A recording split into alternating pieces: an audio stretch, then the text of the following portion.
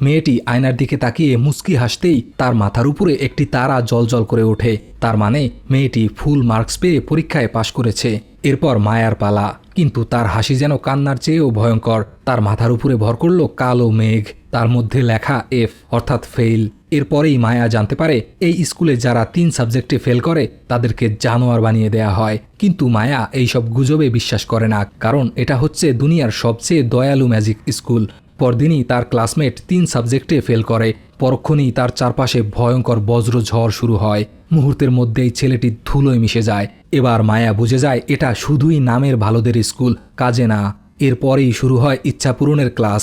একটা মেয়ে লেকের পানিতে আঙুল ডুবিয়ে দিতেই মাছগুলো তার ক্রাশের রূপ ধারণ করে তাকে প্রপোজ করে দেয়। এই দৃশ্য দেখে বাকি মেয়েরা হিংসায় জ্বলতে থাকে। এদিকে মায়া তার ক্লাসমেটের মৃত্যুর বিষয়টা কোনোভাবেই ভুলতে পারছে না। এরপরেই মায়ার ইচ্ছা পূরণের পালা। সে পানিতে হাত দিয়ে একটা জিনিসই চায়, সবাই খুশি থাকুক। সাথে সাথেই লেকের পানি ভয়ঙ্করভাবে পাক নেয়া শুরু করে, আর দেখতে দেখতেই লেকের মাছগুলো একটা মানুষে পরিণত হয়ে যায়। আসলে 100 বছর আগে এই মেয়েটা এই স্কুলেরই ছাত্রী ছিল, কিন্তু 3 সাবজেক্টে ফেল করার কারণে তাকে মাছ বানিয়ে দেয়া হয়।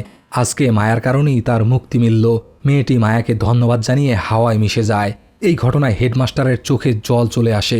এই ভালো জাদুকরদের স্কুল থেকে অনেক আগেই দয়া মায়া হারিয়ে গেছে, এখন সবাই স্বার্থপর। কিন্তু আজকে মায়া এক অনন্য কীর্তি গড়ল। তারা এতদিন ধরে তো এরকম প্রতিভাই খুঁজছিল। অন্যদিকে দুষ্টুদের স্কুলে চলছিল ভিন্ন খেলা। এখানকার শিক্ষকদের একটাই উদ্দেশ্য, ছাত্রছাত্রীদের ভিতর থেকে সবচেয়ে খারাপ দিকটি বের করে আনা।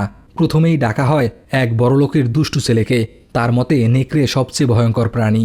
সে নিজেকে নেকড়েতে পরিণত করার চেষ্টা করে, কিন্তু অনেক চেষ্টার পর শুধুমাত্র একটা লোম গজাতেই সক্ষম হয়। মাত্র একটা চুল দেখে টিচার হতাশ। এরপর এক ডাইনির নাতনির পালা।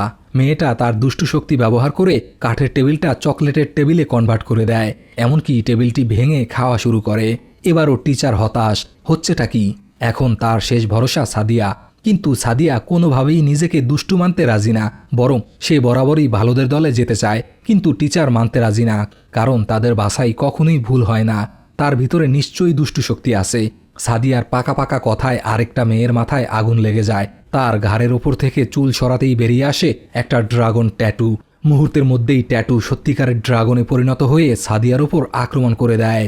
প্রাণ বাঁচাতে সাদিয়ার চিৎকার শুরু হয়ে যায়, আর পরক্ষণেই স্কুলের জানালা ভেঙে প্রবেশ করে শত শত বোলতা। ড্রাগনটি বোলতার আক্রমণে একেবারে অসহায় হয়ে যায়। সাথে সাথে ওই মেয়েটিও ফ্লোরে ছটফট করতে থাকে। সবশেষে কাঁপতে কাঁপতে অজ্ঞান হয়ে যায়। এবার সবাই কনফার্ম হয়ে যায় আসলেই সাদিয়ার মধ্যে দুষ্টু শক্তি বিদ্যমান।